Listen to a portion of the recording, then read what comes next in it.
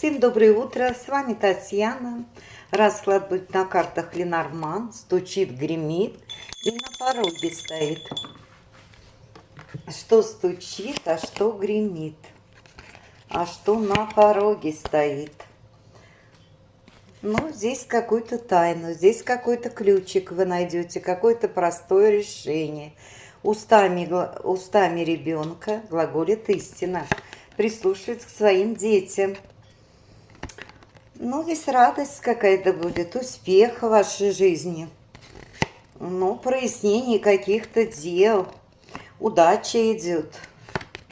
Ну, единственное, что тут, в вашем обществе или на работе есть завистники. Не рассказывайте свои планы, свои тайны.